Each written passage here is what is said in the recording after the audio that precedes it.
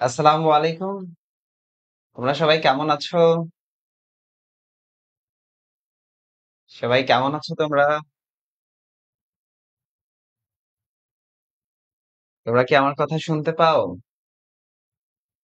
সামিয়া জাহান আছে, শ্রুতি আছে, আচ্ছা এরপরে আছে সাবরিন আছে যুক্ত,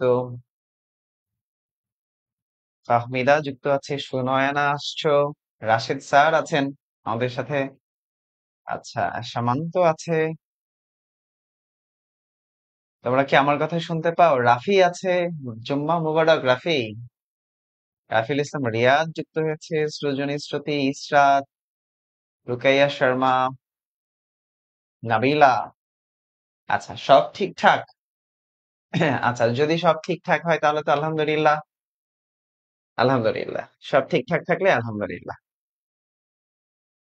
আমাদের আমাদের আজকের পেইড ব্যাচের যে ক্লাসটা, বাংলাদেশ বিশ্ববিদ্যালয়ের লেকচার ৫ ৫-এর ২, মানে ৫-এর দ্বিতীয় অংশ, আমরা প্রথম অংশে আলোচনা করেছি ভাষা আন্দোলন পর্যন্ত।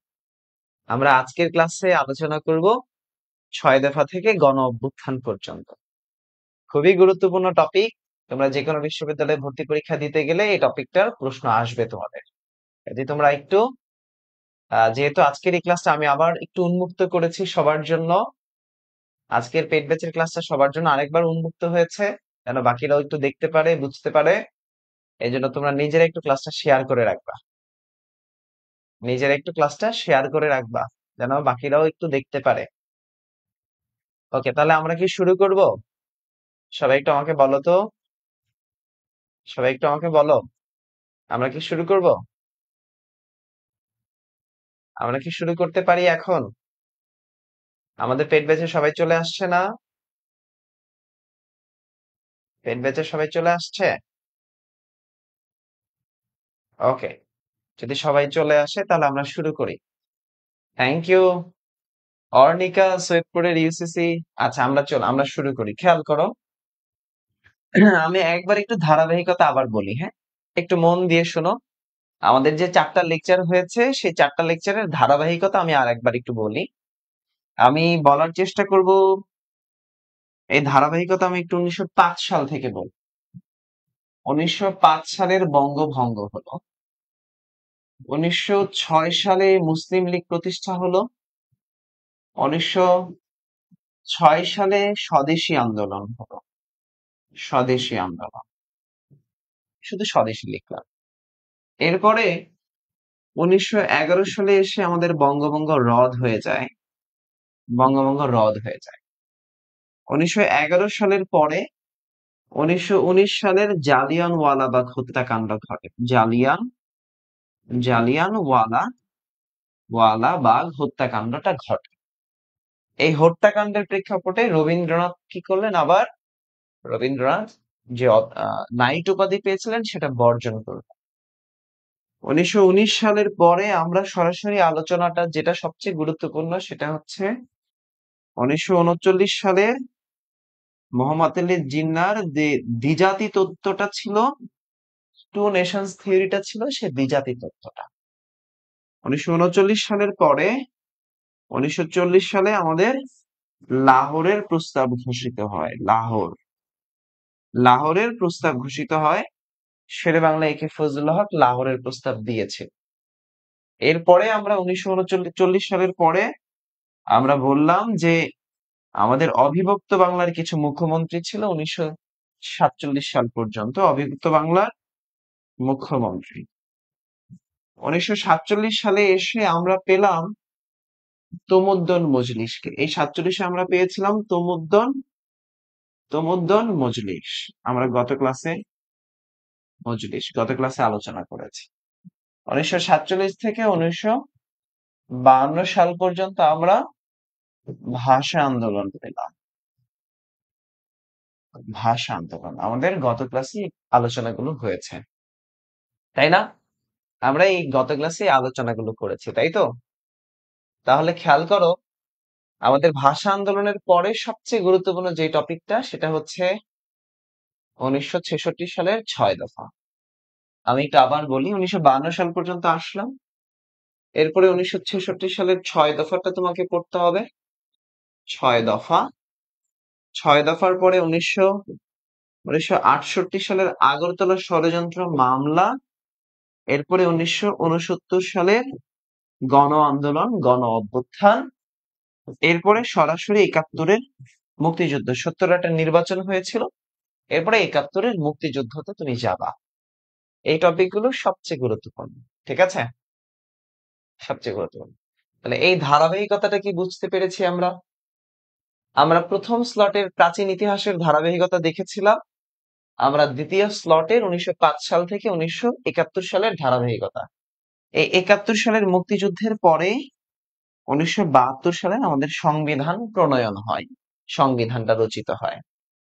বলো, এই ধারাবাহিকতাটা ক্লিয়ার সবাই? সবাইকে এই ধারাবাহিকতাটা ক্লিয়ার? Thank you. সবাই ধারাবাহিকতাটা ক্লিয়ার? সবাই ক্লিয়ার? 1954 সালের যুক্তফ্রন্ট নির্বাচনটা তুমি বাসায় একটু দেখবা। আমি 1966 সালের 6 দফা থেকে আলোচনা করবো ইনশাআল্লাহ। তাহলে সবাই একটু আমার সাথে টাইটেল করবা, 6 দফা।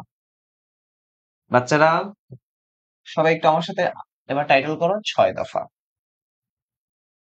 6 দফা। 6 পয়েন্ট প্রোগ্রাম। কি বললাম? 6 পয়েন্ট প্রোগ্রাম বা 6 দফা।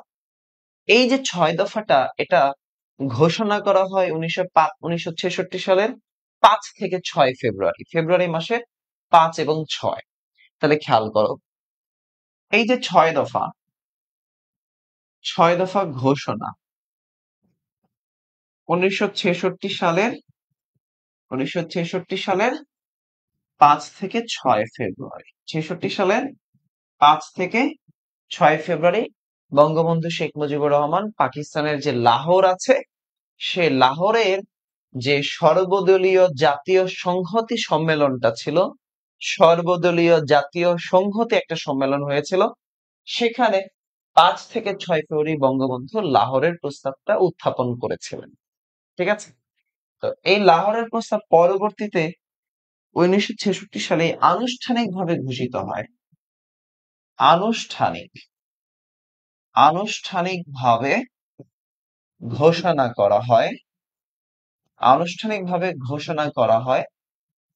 এই যে আনুষ্ঠানিকভাবে ঘোষণা করলো 1966 সালেই করলো, মার্চ মাসের 23 তারিখ। কবে?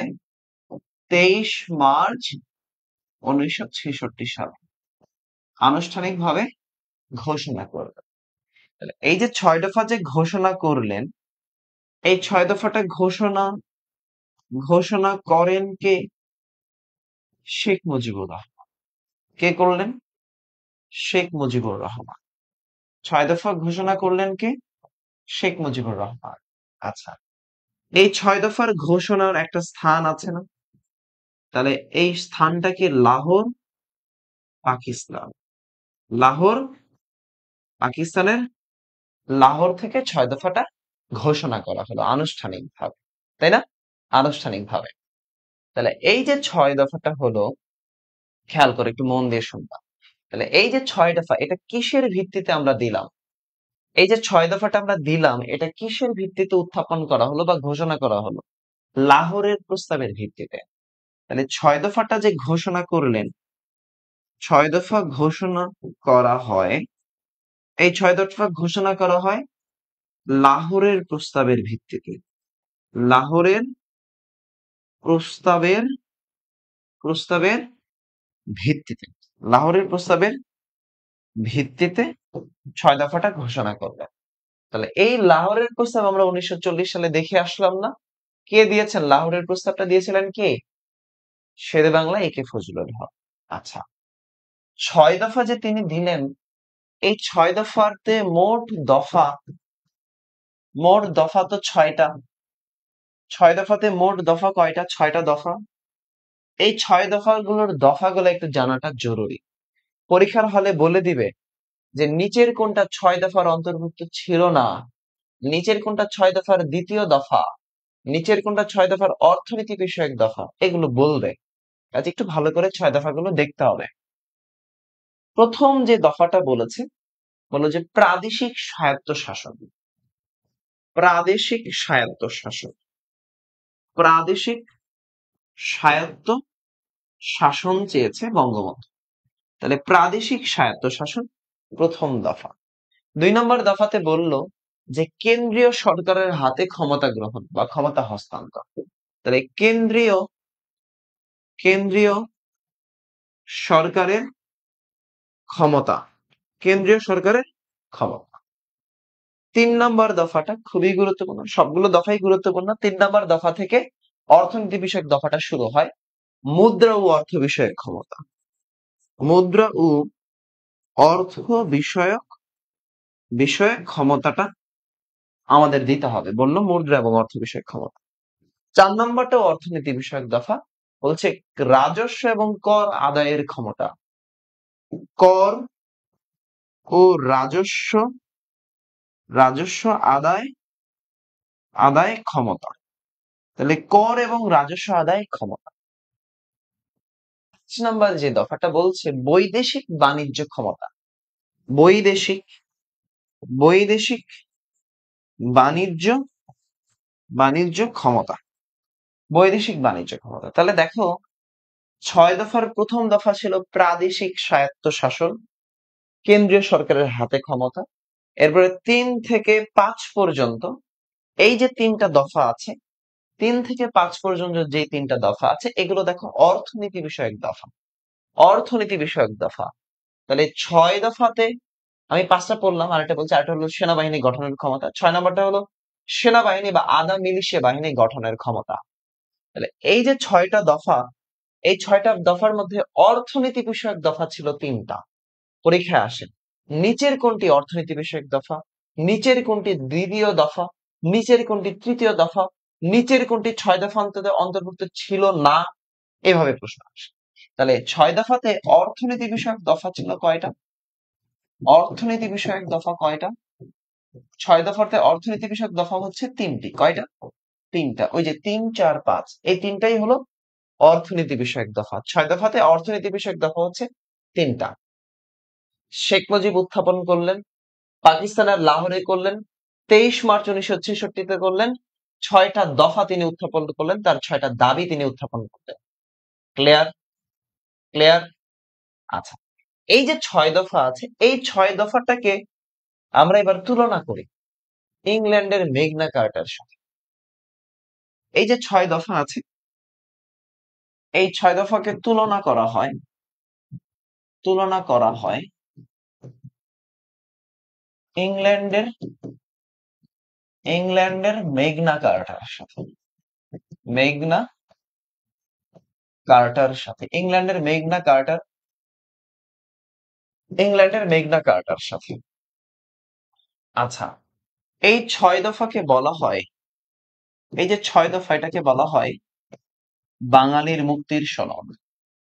বাঙালির মুক্তির সনদ। 6 দফাকে বলা হয় বাঙালির মুক্তির সনদ। এই কারণেই এই 6 দফা বিষয়ক যে একটা গ্রন্থ আছে, 6 দফা বিষয়ক যে গ্রন্থ আছে, সেই গ্রন্থটার নাম হচ্ছে আমাদের বাঁচার দাবি। আমাদের বাঁচার দাবি 6 দফা কর্মসূচি। আমাদের বাঁচার দাবি 6 দফা কর্মসূচি। তাহলে আমাদের বাঁচার দাবি 6 দফা কর্মসূচি, এটা 6 দফা বিষয়ক গ্রন্থ। 6 দফা বিষয়ক গ্রন্থ। এখন এই যে গ্রন্থটা আছে, এই গ্রন্থের লেখক হলেন শেখ মুজিবুর রহমান। লেখক ছিলেন শেখ মুজিবুর রহমান। আর ওদিকে প্রধানমন্ত্রী তাজউদ্দিন আহমেদ, যে আমাদের প্রধানমন্ত্রী ছিলেন, সেই তাজউদ্দিন আহমদ। প্রধানমন্ত্রী শেখ মুজিবুর রহমান এবং তাজউদ্দিন আহমদ, এই 6 দফা বিষয়ক গ্রন্থ। তাহলে 6 দফা বিষয়ক আউটলেট বা পুস্তিকা, গ্রন্থ, বুকলেট নাম হচ্ছে আমাদের বাঁচার দাবি 6 দফা কর্মসূচি। আমাদের বাঁচার দাবি 6 দফা কর্মসূচি প্রথম। আচ্ছা, এই 6 দফা আন্দোলনে প্রথম যিনি শহীদ হয়েছিলেন, তার নাম হলো মনু মিয়া। 6 দফা আন্দোলনের প্রথম শহীদ, এই 6 দফা আন্দোলনের প্রথম শহীদ, 6 দফা আন্দোলনের প্রথম শহীদ, 6 দফা আন্দোলনের যে প্রথম শহীদ, তার নাম হচ্ছে মনু মিয়া। কি মিয়া? মনু মিয়া। এই যে মনু মিয়া যে শহীদ হলেন, সেই দিনটা হচ্ছে 7 জুন, জুন মাসের 7 তারিখ। আর এই জুন মাসের 7 তারিখটাই হচ্ছে 6 দফা, 6 দফা দিবস। মানে 6 দফা দিবস কত তারিখে? 6 দফা দিবস কত তারিখে? 6 দফা দিবস হচ্ছে 7 জুন। 6 দফা দিবস কত তারিখে? 7 জুন হচ্ছে 6 দফা দিবস। তাহলে 6 দফার প্রথম যে শহীদ তার নাম হচ্ছে মনু মিয়া। কি নাম? মনু মিয়া। প্রথম শহীদ মনু মিয়া। খেয়াল করো, মন দিয়ে শোনো। 6 দফা, 6 দফা, এই যে 6 দফাটা আছে, এই 6 দফা ভিত্তিক কিছু এবার চলচ্চিত্র নির্মিত হয়েছে, কিছু ভাস্কর্য নির্মিত হয়েছে। তাহলে খেয়াল করো, 6 দফার যে চলচ্চিত্রটা, এই 6 দফার উপরে ভিত্তি করে যে চলচ্চিত্রটা বানানো হয়েছে, যে চলচ্চিত্রটা বানানো হয়েছে তার নাম হলো জয় বাংলা। 6 দফা ভিত্তিক যে চলচ্চিত্র আছে তার নাম হচ্ছে জয় বাংলা। আর এই জয় বাংলা চলচ্চিত্রের পরিচালক হচ্ছেন ফখরুল, কি নাম? এই জানো কি তোমরা? ফখরুল আলম। 6 দফার প্রথম চলচ্চিত্র যেটা, ফখরুল আলম, ফখরুল আলম, ফখরুল আলম। চলচ্চিত্রের পরিচালকের নাম হচ্ছে ফখরুল আলম। পরিচালকের নাম কি? ফখরুল আলম। ওকে, তাহলে সবচেয়ে গুরুত্বপূর্ণ যে লাইনগুলো সেগুলো নিয়ে আলোচনা করলাম। এখন তোমাকে প্রশ্ন করতে পারে, এই 6 দফা আন্দোলনের পরিসমাপ্তি ঘটে কবে? 6 দফা আন্দোলন যে শুরু হলো, এই 6 দফা আন্দোলনের সমাপ্তিটা কোথায় ঘটলো? এই 6 দফা আন্দোলনের সমাপ্তি কিন্তু আমাদের ঘটে ওই যে 25 মার্চ, 25 মার্চ 1971 সালে অপারেশন সার্চ লাইটের পরে, যে 25 মার্চ থেকে মুক্তিযুদ্ধ হয়ে যায় আর 6 দফা আন্দোলনের অবসান ঘটে, তাই না? তাহলে 6 দফাটা কিন্তু 25 মার্চ 1971 সালে গিয়ে শেষ হয়। 6 দফা। তাহলে খেয়াল করো, অনেকে হয়তো বলবে 1968 সালে আগরতলা মামলা 69-এ গণঅভ্যুত্থানে শেষ হয়ে যায়। না, অ্যাকচুয়ালি 6 দফাটা সমাপ্ত হয় 25 মার্চ 1971 সালে। 25 মার্চ 1971 সালে। আচ্ছা, আমাকে একটু বলো, আমি আবার একটু আলোচনা করব, মন দিয়ে শুনবা, হ্যাঁ? এই যে 6 দফাটা বঙ্গবন্ধু দিলেন, হ্যাঁ, এই 6 দফা বঙ্গবন্ধু দিতে গিয়ে কিছু উক্তি করেছেন, বলেছেন তোমাদেরকে আমরা সাঁকো দিলাম, একটা সাঁকো দিয়েছি, এবার এই সাঁকো পার হওয়ার জন্য তুমি কাজ করো। অর্থাৎ সাঁকো দিলাম স্বাধিকার থেকে স্বাধীনতায় উন্নীত হওয়ার জন্য, স্বাধিকার থেকে স্বাধীনতায় উন্নীত হওয়ার জন্য। একটু টাইটেল করবেন 6 দফা নিয়ে উক্তি, টাইটেল করবেন 6 দফা নিয়ে উক্তি, টাইটেল করবেন 6 দফা নিয়ে উক্তি, 6 দফা নিয়ে উক্তি, 6 দফা নিয়ে উক্তি। এই 6 দফা নিয়ে কিছু উক্তি হয়েছে, সেই উক্তিগুলো আমরা আলোচনা করি। বলছেন যে স্বাধিকার দিলাম, কি দিল? মানে সাঁকো দিল স্বাধিকার থেকে স্বাধীনতায় উন্নীত হবার জন্য। আবার বলি, মন দিয়ে শোনো। বলছে যে সাঁকো দিলাম, সাঁকো দিলাম স্বাধিকার থেকে, সাঁকো দিলাম, সাঁকো দিলাম স্বাধিকার থেকে, স্বাধিকার থেকে স্বাধীনতায়, স্বাধীনতায় উন্নীত হবার জন্য, উন্নীত হবার জন্য। তাহলে সাঁকো দিলাম স্বাধীনতায় উন্নীত হবার জন্য, এই কথাটা বলেছিলেন বঙ্গবন্ধু। কে বলেছেন? বঙ্গবন্ধু। কে বলেছেন ভাইয়া? বঙ্গবন্ধু। তাহলে এই 6 দফা নিয়ে 45তম বিসিএস এও প্রশ্ন আসছে যে 6 দফা আনুষ্ঠানিকভাবে কবে ঘোষণা করা হয়? 6 দফার 43 বিসিএস এ আসছে 6 দফার অর্থনীতি বিষয়ক দফা কয়টা? 2020 সালের শিক্ষক নিয়োগ পরীক্ষার প্রথম পর্যায়ে আসছে যে নিচের কোন দফাটা 6 দফার অর্থনীতির সাথে জড়িত? আবার 6 দফা বঙ্গবন্ধু কবে ঘোষণা করেন? 6 দফা দিবস কবে? 6 দফার প্রথম শহীদের নাম কি? এই প্রশ্নগুলো কিন্তু এসেছে। 6 দফা নিয়ে পুরো আবার একটা সামারি করব, মন দিয়ে শুনবা। 6 দফা, 6 দফা ঘোষণা করলেন শেখ মুজিবুর রহমান। 1966 সালে 6 দফা তিনি ঘোষণা করেন। আনুষ্ঠানিকভাবে 23 মার্চ 6 দফা তিনি ঘোষণা করলেন। 6টা দফা দিলেন। অর্থনীতি বিষয়ক দফা হচ্ছে 3টা। অর্থনীতি দফা কয়টা? 3টা। ফজলে রাব্বি ভাই বিসিএস এর জন্য দেখছেন, খুবই গুরুত্বপূর্ণ ফজলে রাব্বি ভাই বিসিএস এর জন্য, ভালো করে প্রস্তুতি নেন, 3বারই সুযোগ। তাহলে 23 মার্চ, 23 মার্চ তিনি ঘোষণা করলেন, 6টা দফা দিলেন, অর্থনীতি বিষয়ক 3টা দফা দিলেন, আর অন্যান্য গুলো দফাগুলো ছিল। আচ্ছা, এই 6 দফা নিয়ে বুকলেট লিখলেন আমাদের বাঁচার দাবি 6 দফা কর্মসূচি। এটা লিখলেন বঙ্গবন্ধু এবং তাজউদ্দিন আহমদ। 6 দফাকে এই জন্য তুলনা করা হয়, বাঙালির মুক্তির সনদ বলা হয় এবং ইংল্যান্ডের মেঘনা কার্টার সাথে। ইংল্যান্ডের শাসনতন্ত্রের বাইবেল যে মেঘনা কার্টা রাজা জন 1215 সালে যে স্বাক্ষর করেছিলেন, সেটার সাথে তুলনা করা হয় 6 দফাকে। এই 6 দফার সাথে যে উক্তি জড়িত, বঙ্গবন্ধু তিনি বলছেন সাক্ষ্য দিলাম স্বাধিকার থেকে স্বাধীনতা পাওয়ার জন্য বা উন্নীত হবার জন্য। ওকে, 6 দফা নিয়ে যে চলচ্চিত্র বানানো হইলো তার নাম দিল জয় বাংলা, ফখরুল আলী ফিল্ম করলেন। 6 দফা আন্দোলন করতে গেলে যিনি শহীদ হন তার নাম হলো মনু মিয়া। 7 জুন 6 দফা দিবস। বলো 6 দফা ক্লিয়ার? 6 দফা ক্লিয়ার? আমার আমার ক্লাসটা খুব নীরব না?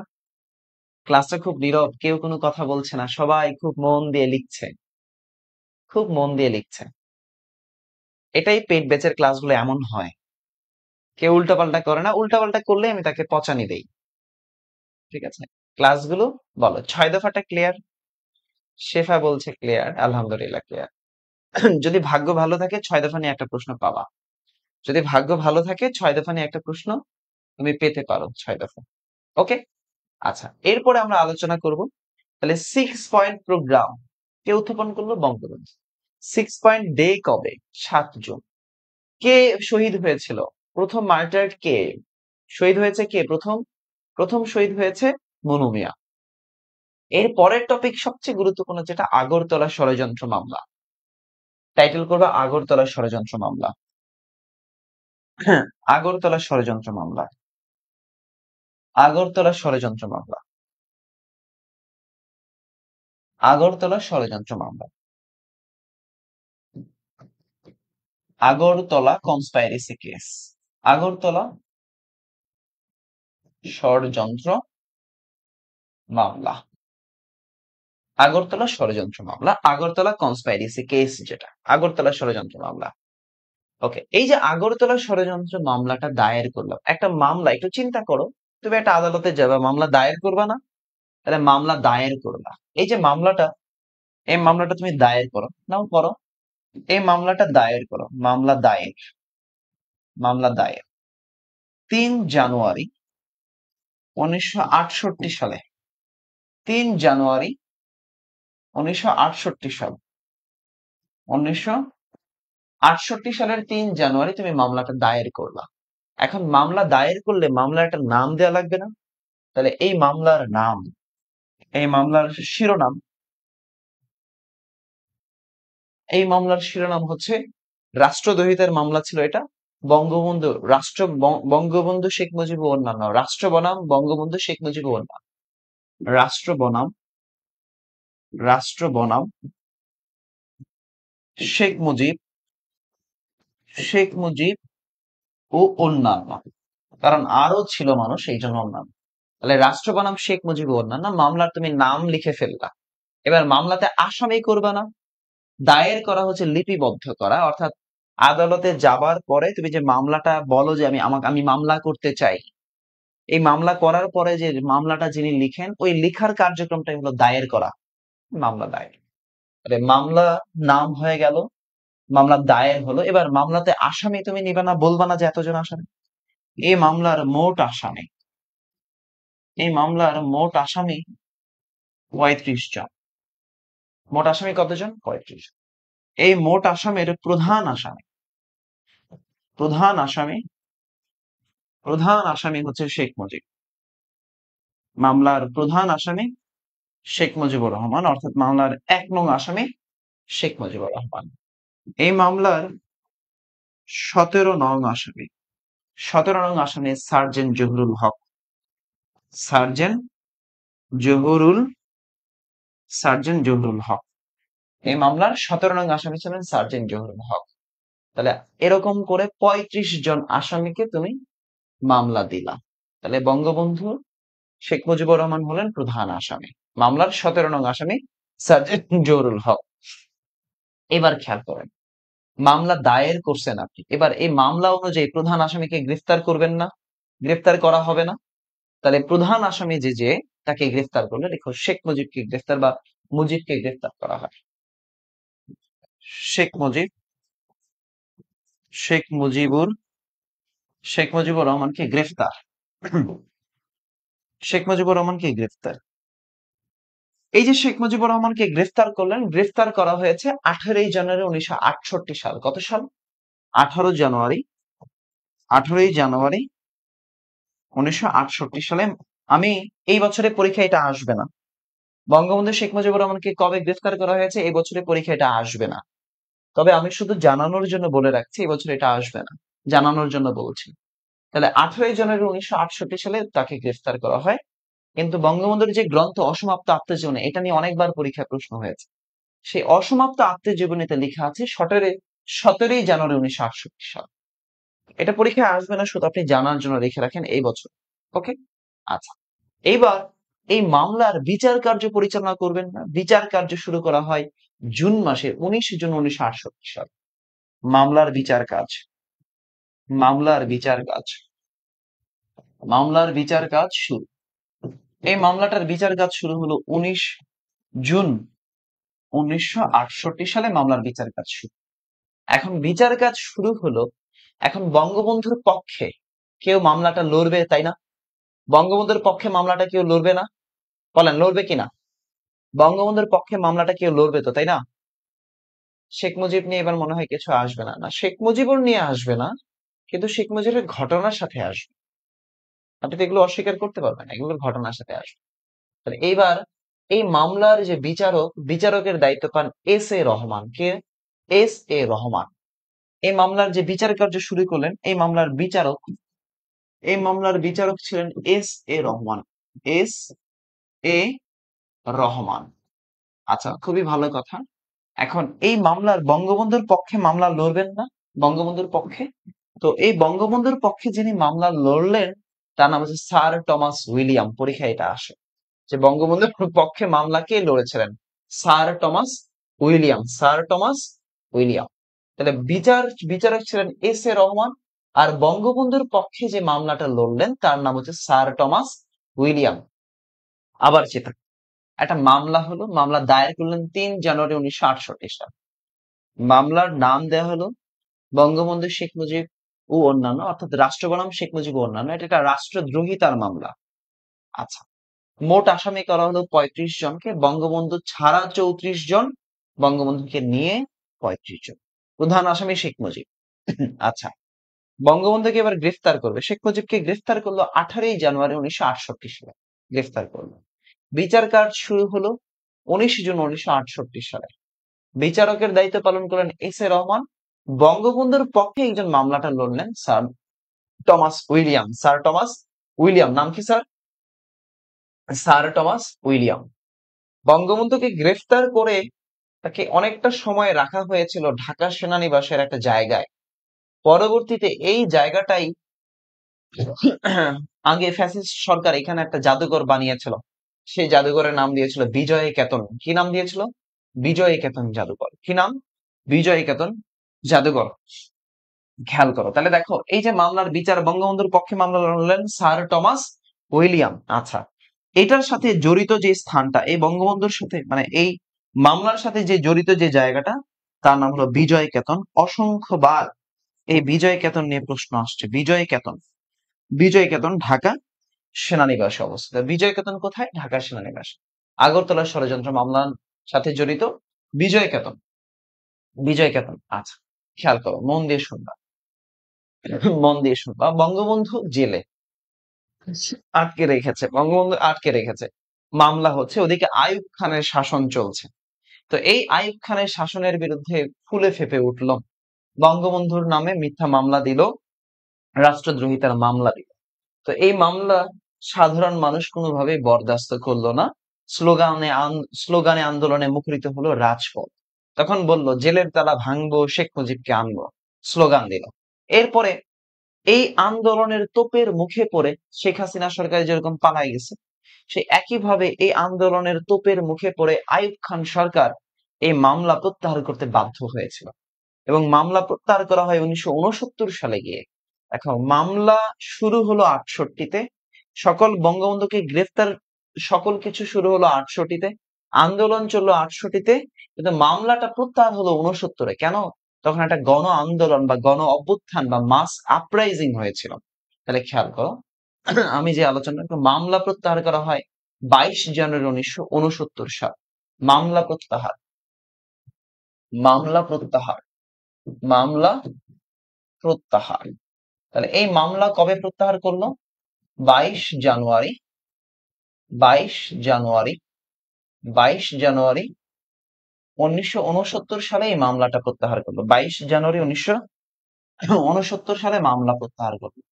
তাহলে 22 জানুয়ারি যদি মামলা প্রত্যাহার করে, তাহলে আমি বলতে পারি এই 22 তারিখটা হচ্ছে আগরতলা ষড়যন্ত্র মামলা প্রত্যাহার দিবস। আগরতলা ষড়যন্ত্র মামলা প্রত্যাহার দিবস। ওকে, তাহলে দেখেন এটা হলো, এই 22 তারিখ হচ্ছে আগরতলা, আগরতলা ষড়যন্ত্র মামলা প্রত্যাহার, প্রত্যাহার দিবস। আগরতলা ষড়যন্ত্র মামলা প্রত্যাহার দিবস, আগরতলা ষড়যন্ত্র মামলা প্রত্যাহার দিবস। মামলা প্রত্যাহার হয়ে গেল। এবার আমরা একটু এতটুকু পর্যন্ত আমরা আলোচনাগুলো আবার একবার বলবো, একটু রিভিশন দিবে, একটু মন দিয়ে শুনবেন। আমি যা বলেছি একটু রিভিশন দিব, মন দিয়ে শুনবেন। পেট ব্যাচের বাচ্চা কাচ্চা, আপনারা একটু লক্ষ্মী সোনা বাচ্চার মতো শোনেন। আগরতলা ষড়যন্ত্র মামলা দায়ের করা হলো 3 তারিখ। মামলার নাম দেওয়া হলো রাষ্ট্র বনাম শেখ মুজিবুর মামলা। এটা একটা রাষ্ট্রদ্রোহিতার মামলা। কিসের মামলা? রাষ্ট্রদ্রোহিতার মামলা। মোট আসামি করলো বঙ্গবন্ধু সহ 35 জন। এর মধ্যে বঙ্গবন্ধু হলেন প্রধান আসামি। 17 নং আসামি ছিলেন সার্জেন্ট জহুরুল হক। কি নাম? সার্জেন্ট জহুরুল হক। সার্জেন্ট জহুরুল হক। ও, থ্যাংক ইউ, থ্যাংক ইউ। 22 ফেব্রুয়ারি 1969 সাল। 22 ফেব্রুয়ারি 1969 সাল। রিভিশন দিতে গেলে আবার ঠিক করে দিতাম। খেয়াল করো, এই যে এই যে আগরতলা মামলাটা করলো, এই মামলার আসামি 17 নং সার্জেন্ট জহুরুল হক। বঙ্গবন্ধুকে গ্রেফতার করা হলো কত তারিখে? গ্রেফতার করা হলো 18 জানুয়ারি 1968 সালে। গ্রেফতার করবে এক এক করে অনেকেই গ্রেফতার হলো, বা বঙ্গবন্ধু গ্রেফতার হলেন। এরপরে আন্দোলন, আইয়ুব খান সরকার আন্দোলনের মুখে পড়লেন, তোপের মুখে পড়লেন। বাধ্য হয়ে আইয়ুব খান সরকার এই মামলাটা প্রত্যাহার করতে বাধ্য হয়। মামলা প্রত্যাহার করলো 22 ফেব্রুয়ারি 1969 সালে। ওই দিনটাই হলো আগরতলা ষড়যন্ত্র মামলা। এই 22 ফেব্রুয়ারির পরে 23 ফেব্রুয়ারিতে আরেকটা ঘটনা ঘটে, আমরা একটু পরে এটা আলোচনা করব। এই যে মামলাটা হলো, এই মামলার মধ্যে বঙ্গবন্ধুর পক্ষে যিনি মামলা লড়লেন তার নাম হচ্ছে স্যার টমাস উইলিয়াম। আর যিনি বিচারিক কার্য পরিচালনা করেছিলেন তার নাম হচ্ছে S A Rahman. S A Rahman. Agartala ষড়যন্ত্র মামলা। এরপরে আমরা আলোচনা করব আগরতলা কনস্পাইরেসি এগেইনস্ট 1968। এর পরের যে ঘটনা ঘটলো সেটার নাম হচ্ছে মাস আপরাইজিং মুভমেন্ট বা গণ অভ্যুত্থান। 1969-এর গণ অভ্যুত্থান। এখন খেয়াল করো, এখানে আরো কয়েকটা গুরুত্বপূর্ণ জিনিস আছে। যখন আগরতলা ষড়যন্ত্র মামলাটা হলো, 1968 সালে একটা আন্দোলন হয়েছিল, আমরা ঘেরাও আন্দোলন। আমি তোমাদের পেট বেসিক পরীক্ষায় এই কোশ্চেনটা দিয়েছি, যে ঘেরাও আন্দোলনের কর্মসূচি এটা কে ঘোষণা করে? তাহলে এই ঘেরাও আন্দোলন কর্মসূচি ঘোষণা করেছিলেন মৌলানা আব্দুল হামিদ খান ভাসানী।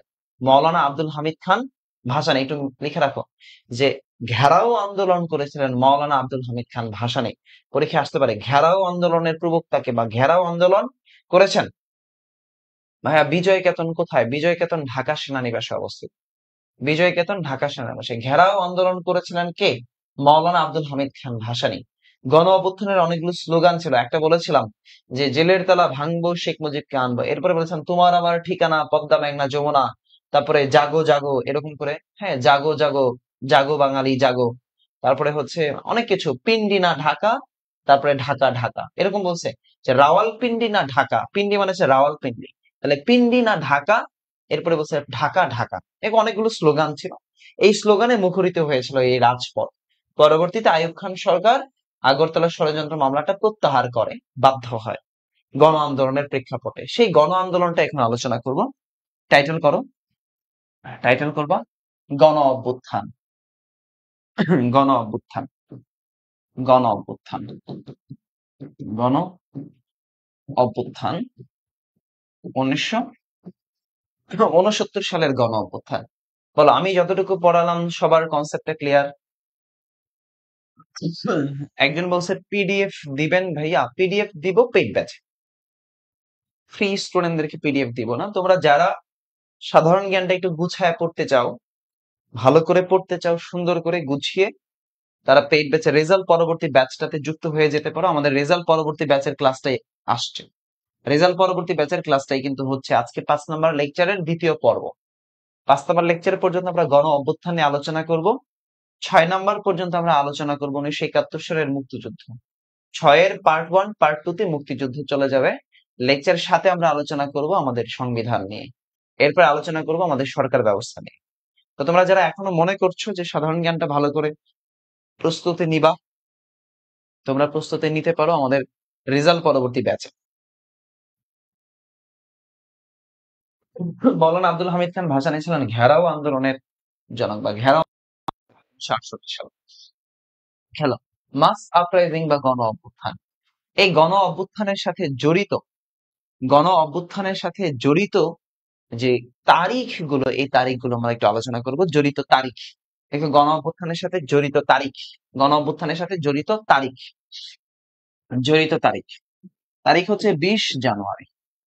জড়িত তারিখ 20 জানুয়ারি, অর্থাৎ 1968 সালে 69-এর সকল ঘটনা 20 জানুয়ারি। এই 20 জানুয়ারিতে কি হলো দেখো, গণ অভ্যুত্থানে ঢাকা বিশ্ববিদ্যালয়ের একটা ছাত্র, তার নাম হচ্ছে আসাদুজ্জামান আসাদ, সে, হ্যাঁ, সে হচ্ছে এই গণ অভ্যুত্থানে শহীদ হয়েছিল।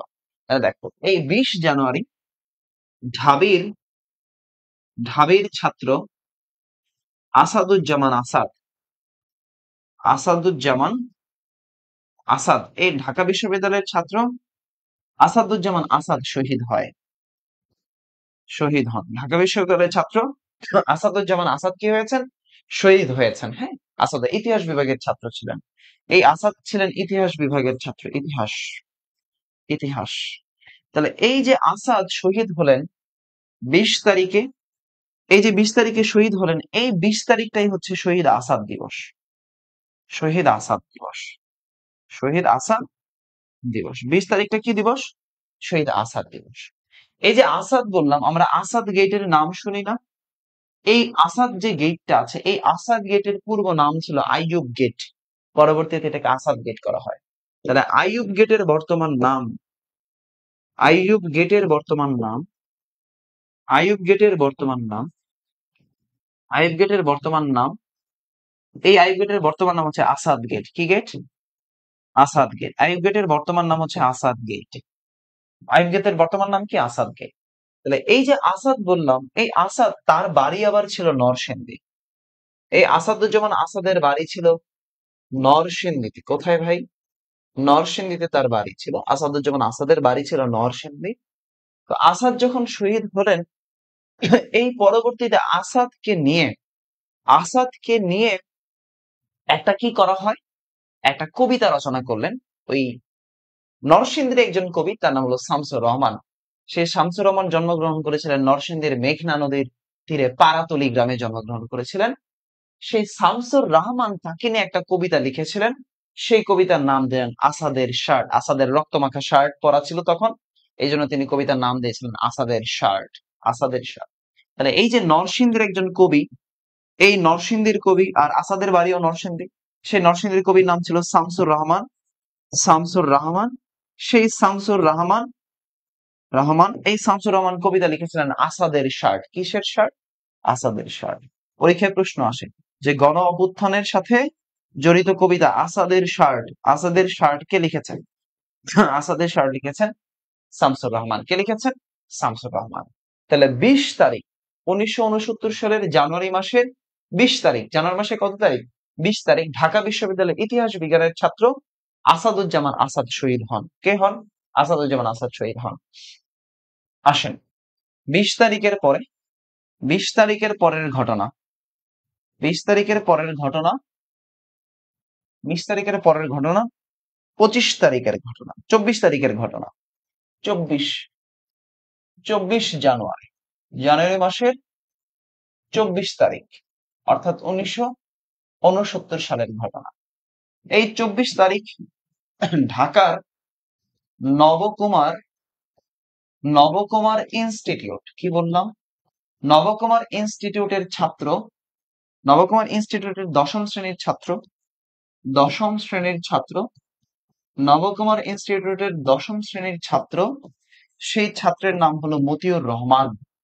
মতিউর রহমান, মতিউর রহমান মাকে বলছিল, মা আমি মিছিলে যাচ্ছি, ভেবে নিও তোমার ছেলে যদি আর না ফিরে তাহলে তোমার ছেলে শহীদ হয়েছে।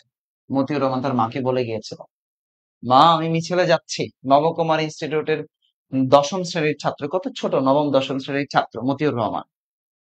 আসাদ গেট হচ্ছে ঢাবিতে না, আসাদ গেট হচ্ছে আমাদের এই শেরে বাংলা নগরে। আসাদ গেট এখানে না ভাই, আসাদ গেট কোথায়? আসাদ গেট হচ্ছে জাতীয় সংসদের পাশে, ঢাবিতে না আসাদ গেট। আসাদ গেট ঢাকা বিশ্ববিদ্যালয় নয়, আসাদ গেট হচ্ছে জাতীয় সংসদের পাশে একটা গেট আছে, আসাদ গেট, ওটার নাম হচ্ছে আসাদ গেট। খেয়াল করো, দশম শ্রেণীর ছাত্র মতিউর রহমান সে শহীদ হয়। তাহলে ঢাবির নবকুমার ইনস্টিটিউটের দশম শ্রেণীর ছাত্র মতিউর রহমান এই দিনটাতে কি হয়? শহীদ হয়। এই যে শহীদ হলো এই দিনটাতে, এই দিনটাকে ঘোষণা করা হলো, এই দিনটাকে ঘোষণা করা হলো, কি ঘোষণা করা হয়েছে? গণ অভ্যুত্থান দিবস। এই দিনটা হচ্ছে গণ অভ্যুত্থান, গণ অভ্যুত্থান দিবস। এই 24 জানুয়ারিটাই হচ্ছে গণ অভ্যুত্থান দিবস। এই তারিখটাই কি দিবস? গণ অভ্যুত্থান দিবস। একাদশ শ্রেণী না ভাইয়া, নবম দশম শ্রেণীর ছাত্র ছিলেন মতিউর রহমান, নবম দশম শ্রেণীর ছাত্র মতিউর রহমান। ওকে, নবম দশম শ্রেণীর ছাত্র ভাইয়া শ্রুতি। তাহলে এই যে 24 তারিখ, এই 24 তারিখটাই হচ্ছে গণ অভ্যুত্থান দিবস। তাহলে দেখো, 1969 সালের জানুয়ারি মাসের 20 তারিখ চলে গেল, জানুয়ারি মাসের কত তারিখ চলে গেল? 24 তারিখ চলে গেল। এবার জানুয়ারি মাসের 25 তারিখ, ঘটনা শোনো। 25 তারিখ, জানুয়ারি মাসের 25 তারিখের ঘটনা। 25 জানুয়ারি, 25 জানুয়ারি, 25 জানুয়ারি 1969 সালে। তো এই 25 জানুয়ারিতে আরেকজন ব্যক্তি শহীদ হয়, তার নাম হচ্ছে আনোয়ারা বেগম। অর্থাৎ গণ অভ্যুত্থানে একমাত্র নারী যিনি শহীদ হন, তার নাম হচ্ছে আনোয়ারা বেগম। এই 25 তারিখে শহীদ হন, এই 25 তারিখে শহীদ হন আনোয়ারা বেগম। আনোয়ারা, আনোয়ারা বেগম। তাহলে এই যে আনোয়ারা বেগম 25 তারিখে শহীদ হলেন, তিনি গণ অভ্যুত্থানের প্রথম নারী শহীদ, প্রথম নারী, নারী শহীদ। গণ অভ্যুত্থানের প্রথম নারী শহীদের নাম হচ্ছে আনোয়ারা বেগম। এই 25 তারিখটাই হচ্ছে, এই 25 তারিখটা হচ্ছে আনোয়ারা দিবস, শহীদ আনোয়ারা দিবস। শহীদ আনোয়ারা, আনোয়ারা দিবস। শহীদ আনোয়ারা দিবস হচ্ছে 25 তারিখ। শহীদ আনোয়ারা দিবস কত তারিখ? 25 তারিখ। তাহলে জানুয়ারি মাসের 20, 24, জানুয়ারি মাসের 25, ক্লিয়ার? গণ অভ্যুত্থানের জানুয়ারি মাসের ঘটনা ক্লিয়ার, গণ অভ্যুত্থানের জানুয়ারি মাসের ক্লিয়ার, জানুয়ারি মাসের ক্লিয়ার, গণ অভ্যুত্থানের জানুয়ারি মাস ক্লিয়ার, জানুয়ারি মাস ক্লিয়ার। ওকে, এবার আসো ফেব্রুয়ারি মাসের ঘটনা। জানুয়ারি মাস যদি ক্লিয়ার হয়ে যায়, এবার ফেব্রুয়ারি মাসে কি ঘটনা ঘটেছে? ফেব্রুয়ারি মাসে কি ঘটনা ঘটেছে? ফেব্রুয়ারি মাসের তখন হচ্ছে 15 তারিখ, 15ই ফেব্রুয়ারি, 15ই ফেব্রুয়ারি 1969 সালের ঘটনা, 1969 সালের ঘটনা। তখন রাজশাহী বিশ্ববিদ্যালয়ের রসায়ন বিভাগের শিক্ষক ছিলেন ওই তখন ওই 69-এর গণ অভ্যুত্থানে বিভাগের শিক্ষক ছিলেন শামসুজ্জোহা।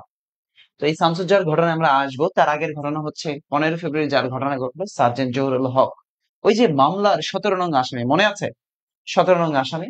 তাহলে এই যে 15 তারিখে আগরতলা মামলার, আগরতলা ষড়যন্ত্র মামলা, আগরতলা ষড়যন্ত্র মামলার, আগরতলা ষড়যন্ত্র মামলার 17 নং আসামি, 17 নং আসামি, এই যে 17 নং আসামি সার্জেন্ট জহুরুল হক। নাম কি? সার্জেন্ট জহুরুল হক, সার্জেন্ট জহুরুল হক। এই জহুরুল হককে হত্যা করা হয়, হত্যা করা হয়। তাহলে সার্জেন্ট জহুরুল হককে হত্যা করা হয় কত তারিখে? এই যে 15 তারিখে, এই দিনে সার্জেন্ট জহুরুল হককে হত্যা করা হয়, সার্জেন্ট জহুরুল হককে হত্যা করা হয়। তাহলে একে হত্যা করলো কোথায়? এই যে একে হত্যা করলো ঢাকা সেনানিবাস, ঢাকা সেনানিবাস, সেনানিবাসে তাকে হত্যা করা হয়। আর এই সার্জেন্ট জহুরুল হকের নামেই ঢাবিতে, ঢাবিতে ঢাকা বিশ্ববিদ্যালয়ে হল আছে। এই সার্জেন্ট জহুরুল হকের নামেই তো ঢাকা বিশ্ববিদ্যালয় হল আছে। ঢাবিতে ঢাবিতে হল আছে, সার্জেন্ট জহুরুল হকের নামে সার্জেন্ট জহুরুল হক হল। 15 তারিখের ঘটনা। এই 15 তারিখের পরের দিন, 15 তারিখের পরেই, 15 তারিখের পরের যে ঘটনা ঘটলো সেটা হলো 18 তারিখের ঘটনা, 18ই ফেব্রুয়ারি। খুবই গুরুত্বপূর্ণ, মন দিয়ে শোনো। 18ই ফেব্রুয়ারি, ফেব্রুয়ারি মাসের 18 তারিখ, ফেব্রুয়ারি 1969 সালের ঘটনা। তখন রাজশাহী বিশ্ববিদ্যালয়ের রসায়ন বিভাগের শিক্ষক ছিলেন শামসুজ্জোহা। কে ছিলেন? শামসুজ্জোহা। রাজশাহী বিশ্ববিদ্যালয়ের রসায়ন বিভাগের শিক্ষক কে ছিলেন? শামসুজ্জোহা। তো এই যে এই যে কোটা আন্দোলনের সময় দেখলো না কয়েকজন শিক্ষক বুক পেতে দিয়েছিল, ছাত্রদের পাশে এসে দাঁড়িয়েছিল, এরকম একজন ব্যক্তি ছিলেন ডক্টর শামসুজ্জোহা। তিনি তখন রসায়ন বিভাগের শিক্ষক এবং ওই বিশ্ববিদ্যালয়ের প্রক্টরের দায়িত্ব পালন করছিলেন। তো তখন গণ অভ্যুত্থানের মিছিলে যখন মানুষ এভাবে গুলি বর্ষণ হচ্ছে, শিক্ষার্থীদের উপরে হামলা হচ্ছে, তখন তিনি বলছেন, আজ আজ যদি আমি, হ্যাঁ, আজ আমি ছাত্রদের রক্তে রঞ্জিত, হ্যাঁ, বলছে যে আজ আমি ছাত্রদের রক্তে রঞ্জিত, এরপর যদি কোনো গুলি চলে ছাত্রদের গায়ে যেন আর কোনো গুলি না চলে, এবং যদি গুলি চলে সেটা যেন ছাত্রদের গায়ে না পড়ে, তার নিজের গায়ে পড়ে। অর্থাৎ বলছে, আজ আমি ছাত্রদের রক্তে রঞ্জিত, হ্যাঁ, এভাবে বলছে, আজ আমি ছাত্রদের রক্তে রঞ্জিত, এরপর যদি কোনো গুলি চলে তা ছাত্রদের গায়ে না লেগে যেন তার গায়ে লাগে। এই কথা, এই ভাষণ দিয়েছিল এই ডক্টর শামসুজ্জোহা। তাহলে খেয়াল করো, এই যে 18ই ফেব্রুয়ারি, রাবির রাবির রাবির রসায়ন রাবির রসায়ন বিভাগের শিক্ষক, রসায়ন বিভাগের শিক্ষক শিক্ষক শিক্ষক রসায়ন বিভাগের শিক্ষক ডক্টর শামসুজ্জোহা, ডক্টর শামসুজ্জোহা। এই যে ডক্টর শামসুজ্জোহা আছে, ডক্টর শামসুজ্জোহা, রসায়ন বিভাগের শিক্ষক ডক্টর শামসুজ্জোহা, এই শামসুজ্জোহাকে হত্যা করা হয়, হত্যা করা হয়। এই শামসুজ্জোহাকে হত্যা করা হয়েছে এই কত তারিখে? 18ই ফেব্রুয়ারি 1969 সালে রসায়ন বিভাগের শিক্ষক শামসুজ্জোহাকে হত্যা করা হয়েছে। তাহলে তিনি যেই দিন তিনি যেই দিন কি করলো, তিনি যেই দিন শহীদ হলেন, তাকে হত্যা করা হলো, এই 18 তারিখটাই হচ্ছে জোহা দিবস। রাজশাহী বিশ্ববিদ্যালয়ে পরীক্ষা দিতে গেলে এই প্রশ্ন পাওয়া যায় যে জোহা দিবস কবে। তাহলে 18ই ফেব্রুয়ারিটা হচ্ছে জোহা দিবস। তার স্মরণে, এই শামসুজ্জোহার স্মরণেই জোহা চত্বর, এই জোহা চত্বর এই জোহা চত্বর আছে রাবিতে। দেখবা রাবিতে যারা যাও, রাবিতে যারা চাও, এই জোহা চত্বরে হয়তো পরীক্ষার গেটের এখানে গিয়ে দাঁড়াও। তাহলে জোহা চত্বর কোথায় আছে? রাজশাহী বিশ্ববিদ্যালয়। জোহা চত্বর কোথায় আছে? রাজশাহী বিশ্ববিদ্যালয়। খেয়াল করো, এই শামসুজ্জোহাকে স্মরণ করে একটা ভাস্কর্য নির্মাণ করা হয়েছে। শামসুজ্জোহাকে স্মরণ করে একটা ভাস্কর্য নির্মাণ করা হয়েছে রাজশাহী বিশ্ববিদ্যালয়ে, যেটার নাম দেওয়া হয়েছিল স্ফুলিঙ্গ, স্ফুলিঙ্গ ভাস্কর্য, স্ফুলিঙ্গ, স্ফুলিঙ্গ। তাহলে দেখো, এই যে স্ফুলিঙ্গ যে ভাস্কর্যটা আছে, শামসুজ্জোহার স্মরণে যে ভাস্কর্যটা নির্মিত হলো, এই ভাস্কর্যের ভাস্কর হলো, অর্থাৎ যিনি এটা ভাস্কর্যটা বানিয়েছেন তার নাম হলো কনক কনক কুমার পাঠক, কনক কুমার পাঠক, কনক কুমার পাঠক। এই শামসুজ্জোহার যে ভাস্কর্যটা আছে স্ফুলিঙ্গ, সেটা করেছেন কে? কনক কুমার পাঠক। স্থপতি হচ্ছেন কনক কুমার পাঠক। খেয়াল করো, ফেব্রুয়ারি মাসের 18 তারিখে পৌঁছাইলাম। কত তারিখে পৌঁছাইলাম? 18 তারিখে। এরপরে এরপরে দেখো 22 ফেব্রুয়ারি কি ঘটনা ঘটে গেল? কনক কুমার পাঠক স্থপতি, কনক কুমার পাঠক। এরপরে দেখো, এই যে 22 ফেব্রুয়ারি আছে, ফেব্রুয়ারি মাসের ফেব্রুয়ারি মাসের 22 তারিখ 1969 সালে, এই 22 ফেব্রুয়ারি আইয়ুব খান, এই আইয়ুব খান মামলা প্রত্যাহার করেন। হ্যাঁ, মামলা প্রত্যাহার করেন, অর্থাৎ আগরতলা ষড়যন্ত্র মামলা প্রত্যাহার করার নির্দেশ দেন বা প্রত্যাহার করা হয়। এই যে মামলা প্রত্যাহার করলো, এই 22 ফেব্রুয়ারিটাই হচ্ছে আগরতলা ষড়যন্ত্র মামলা প্রত্যাহার দিবস। এই দিনটাই হচ্ছে মামলা প্রত্যাহার দিবস, আগরতলা ষড়যন্ত্র মামলা প্রত্যাহার দিবস। এই তারিখ 1969 সালের 22 তারিখে মামলা প্রত্যাহার করা হয়। আচ্ছা, মামলা প্রত্যাহার করা মানে কি? বঙ্গবন্ধু শেখ মুজিবুর রহমান মুক্তি পাওয়া, তাই না? মুক্তি পেলেন বঙ্গবন্ধু শেখ মুজিবুর রহমান, মুক্তি পেলেন শেখ মুজিবুর রহমান, মুক্তি পেলেন কত তারিখে? 22 তারিখে। আচ্ছা, মুক্তি পাওয়ার পরের দিনই অর্থাৎ 23 ফেব্রুয়ারিতে, ফেব্রুয়ারি মাসের 23 তারিখ 1969 সালের ঘটনা। ফেব্রুয়ারি মাসের 23 তারিখে এই শেখ মুজিবুর রহমানকে নিয়ে আসা হলো রেসকোর্স ময়দানে। কোথায়? রেসকোর্স ময়দানে। খেয়াল করো, 23 ফেব্রুয়ারির ঘটনা। রেসকোর্স ময়দান কোথায়? রেসকোর্স ময়দানে। ময়দানে, এই যে রেসকোর্স ময়দানে শেখ মুজিবকে, রেসকোর্স ময়দানে শেখ মুজিবুর রহমানকে, শেখ মুজিবুর রহমানকে রহমানকে খেয়াল করো, এবার উপাধি দেওয়া হবে। এই শেখ মুজিবুর রহমানকে উপাধি দেওয়া হয় বঙ্গবন্ধু। কি উপাধি দেওয়া হয়? বঙ্গবন্ধু। বঙ্গবন্ধু, বঙ্গের বন্ধু। শেখ মুজিবুর রহমানকে বঙ্গবন্ধু উপাধি দেওয়া হয়। এখনো মুক্তিযুদ্ধ আসে নাই। তাহলে মুক্তিযুদ্ধের আগে অর্থাৎ শেখ মুজিব সর্বপ্রথম যে উপাধিটা পেয়েছেন সেটা হচ্ছে বঙ্গবন্ধু। প্রশ্ন আসে, শেখ মুজিবুর রহমান কোন উপাধি সবার আগে পান? বঙ্গবন্ধু উপাধিটা পান। কবে? 23 ফেব্রুয়ারি 1969 সালে। কোথায় পেয়েছেন? রেসকোর্স ময়দানে। এই কোথায় পেয়েছেন? রেসকোর্স ময়দানে। আচ্ছা, তাহলে দেখো, এই যে উপাধিটা বঙ্গবন্ধু তাকে যে উপাধিটা দিলেন, এই উপাধিটা তখন দিলেন ছাত্রনেতা তোফায়েল আহমেদ। কে দিয়েছেন? তোফায়েল আহমেদ। তাহলে তোফায়েল তোফায়েল আহমেদ শেখ মুজিবুর রহমানকে সর্বপ্রথম যে উপাধিটা দিয়েছেন সেটা হলো বঙ্গবন্ধু উপাধি দেন। এরপরে 71-এর মার্চ মাসের 3 তারিখে গিয়ে শেখ মুজিবুর রহমান পেয়েছিলেন জাতির জনক উপাধি। জাতির জনক। খেয়াল করো, তোমাদের আরেকটা জিনিস একটু বলে রাখি। দেখো, প্রথম বুদ্ধিজীবী শহীদ যিনি, তার নাম হচ্ছে শামসুজ্জোহা। খেয়াল করো, শামসুজ্জোহা কিন্তু প্রথম বুদ্ধিজীবী শহীদ। আমরা বুদ্ধিজীবীদেরকে হত্যা করতে দেখেছি 10 থেকে 14ই এই ডিসেম্বর দেখেছি 1971 সালে। কিন্তু তার আগেই শহীদ হয়ে গেলেন কে? শামসুজ্জোহা 1969-এ। তিনি একজন বুদ্ধিজীবী, তাকে তো মারা হয়েছে। তাহলে প্রশ্ন আসে যে মানে প্রথম শহীদ বুদ্ধিজীবী কে? শামসুজ্জোহা। প্রথম শহীদ বুদ্ধিজীবী হচ্ছেন তিনি শামসুজ্জোহা। ওকে, খেয়াল করো, বলেন। তাহলে দেখো, এরপরে এই যে ফেব্রুয়ারি মাসের ঘটনা ঘটলো, শেখ মুজিবকে বঙ্গবন্ধু উপাধি দিল। এরপরে 1969 সালের 25শে মার্চে গিয়ে আইয়ুব খান সরকার পদত্যাগ করে। 1969-এর 25 মার্চ আইয়ুব খান পদত্যাগ করে ইয়াহিয়া খানের কাছে ক্ষমতা হস্তান্তর করে। ইয়াহিয়া খান পরবর্তীতে, এই ইয়াহিয়া খান 71-এর ডিসেম্বর মাস পর্যন্ত ইয়াহিয়া খান শাসন করতে থাকে। তাহলে দেখ, এখানে আইয়ুব খানের পতন ঘটলো। আইয়ুব খান ক্ষমতা এরপরে হস্তান্তর করে দিল কাকে? ইয়াহিয়া খানকে। ইয়াহিয়া খান 1971 সালের একদম 20 ডিসেম্বর পর্যন্ত, ডিসেম্বর মাস পর্যন্ত ইয়াহিয়া খান ক্ষমতায় থাকে এবং তার যত রাজ কায়েম সেগুলো করতে থাকে। তাহলে দেখো, প্রথম বুদ্ধিজীবী শহীদ হচ্ছে শামসুজ্জোহা। মাথায় রাখতে হবে। ওকে, তাহলে দেখো, এইটার সাথে জড়িত অনেকগুলো দিবস আছে। এই গণ আন্দোলনের সাথে জড়িত অনেকগুলো দিবস আমরা আলোচনা করেছি। 1 নম্বর দিবস হচ্ছে মতিউর রহমানের পরে 20 জানুয়ারি আসাদকে হত্যা করা হয়েছে। 20 জানুয়ারি আসাদ দিবস হচ্ছে 20 জানুয়ারি। এরপরে 24 জানুয়ারি হচ্ছে গণ অভ্যুত্থান দিবস। এই দিন যে ছোট বাচ্চাটা, নবম দশম শ্রেণীর বাচ্চাটা ছিল, তার নাম ছিল মতিউর রহমান, তাকে হত্যা করা হয়। এরপরে 25 জানুয়ারি বেগম আনোয়ারা বেগম, আনোয়ারা বেগমকে, এই আনোয়ারা বেগম হচ্ছে কি করা হয়েছে, তাকে হলো হত্যা করা হয়েছিল। এই 25 তারিখ হচ্ছে বেগম আনোয়ারা দিবস। এরপরে ফেব্রুয়ারি মাসে চলে আসো।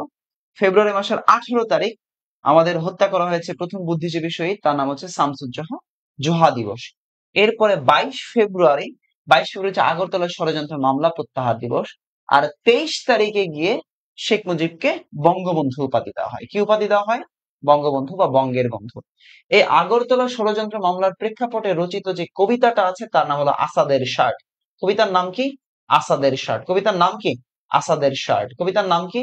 আসাদের শার্ট। এরপরে এই ষড়যন্ত্র, এই 69-এর গণ অভ্যুত্থানের উপর রচিত একটা নাটক আছে। সেই নাটকের উপন্যাস আছে। উপন্যাসের হচ্ছে চিলে কোঠার সেপাই। এই গণ অভ্যুত্থানের সাথে রচিত একটা উপন্যাস আছে, নাম হলো চিলে কোঠার সেপাই। চিলে কোঠার চিলে কোঠার সেপাই। এই চিলে কোঠার সেপাই, ওই যে তোমরা রেইনকোট গল্পের যে লেখক আখতারুজ্জামান ইলিয়াস বলো না, রেইনকোট। এই বছরও তো এই আন্দোলনের সময় রেইনকোট পরা একটা ছবি ভাইরাল হয়েছিল না? রেইনকোট পরা একটা ছবি এই আন্দোলনের সময় হয়েছিল, কেন? রেইনকোট পরা একটা ছবি। এই চিলে কোঠার সেপাইও গণ অভ্যুত্থানের উপর লিখেছিলেন আখতারুজ্জামান ইলিয়াস। কে লিখেছেন?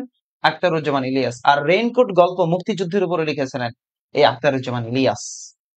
তাহলে দেখো, গণ অভ্যুত্থান শেষ, 69-এর গণ অভ্যুত্থান। এরপরে এরপরে সবাই আমরা ছোট কাল থেকে, বাচ্চা কাল থেকে আমরা পড়ছি, সেটা হলো 1970 সালে, 1970 সালের যে সাধারণ নির্বাচন, সেই বাচ্চাকাল থেকে 1970 সালে সাধারণ নির্বাচন পড়ছি। তাই 1970 সালে সাধারণ নির্বাচন। ওকে, আমরা সাধারণ নির্বাচনটা সেভাবে আলোচনা করব না, আলোচনার মধ্যে আসবে না এটা, কারণ গুরুত্বপূর্ণ জিনিসগুলো আসে এই মুক্তিযুদ্ধ থেকে। সাধারণ নির্বাচন নিয়ে এখন আর কোনো প্রশ্ন হয় না, বিগত 10 বছরে হয়নি। কাজেই আমরা 1969 সালের গণ অভ্যুত্থান পর্যন্ত আলোচনা করেছি। ওকে, সবাই একটু আমাকে বলো কনসেপ্টটা ক্লিয়ার কিনা, সবাই একটু আমাকে বলবা কনসেপ্ট ক্লিয়ার কিনা, সবাই একটু আমাকে বলবা কনসেপ্ট ক্লিয়ার। তোমরা যারা এখনো পেইড ব্যাচে ভর্তি হও নাই, মনে করছো পেইড ব্যাচে ভর্তি হবা, আমাদের লেকচার কিন্তু, নতুন ব্যাচের লেকচার কিন্তু চলমান। আজকে 5 নাম্বার লেকচার শেষ, আগামী দিন আমরা 6 নাম্বার লেকচারে আগাবো। এই 5-এর কোশ্চেন সলভ হবে, এক্সাম হবে, এরপরে 6-এ আমরা চলে যাব। 6 মানে হলো মুক্তিযুদ্ধ, এরপরে 7-এ হলো সংবিধান, মানে ভাইটাল টপিক আমাদের শেষ হয়ে যাচ্ছে কিন্তু, হ্যাঁ, গুরুত্বপূর্ণ। আমি একদম একদম সবগুলো লেকচারের সামারি করবো, একটু মন দিয়ে শুনবা। সবগুলো লেকচারের সামারি করবো, মন দিয়ে শুনবা, ঠিক আছে? সবগুলো লেকচার একটু খুব সুন্দর করে আমি একটু আলোচনা করে দিবে, একটু মন দিয়ে শুনবা তোমরা। কেউ দুষ্টুমি করবো না, একটু মন দিয়ে শোনো, একটু মন দিয়ে শুনবা। আমরা একদম বাংলাদেশ বিষয় বলে লেকচার 1 থেকে আলোচনা করেছিলাম মৌর্য বংশ। এই মৌর্যদের পরে ক্ষমতায় আসলো গুপ্তরা। এই গুপ্তদের পরে আমরা গৌড় রাজ্য পাই। এই গৌড়ের রাজা আমরা শশাঙ্ককে পাই। এই শশাঙ্কের সমসাময়িক রাজা আমরা হর্ষবর্ধনকে পাই। শশাঙ্কের মৃত্যুর পরে বাংলায় দেখা দিল একটা মাৎস্য ন্যায়। কি দেখা দিল? মাৎস্য ন্যায়। এই মাৎস্য ন্যায়ের অবসান ঘটালো পালরা। পালদের পরে ক্ষমতায় আসলো সেনরা। এই সেনদেরকে 1204 সালে পরাজিত করলো লক্ষণ সেন। এই 1204 সাল থেকে 1204 থেকে 1338 সাল পর্যন্ত এই সময়টাতে বাংলায় একটা মুসলিম শাসন হয়।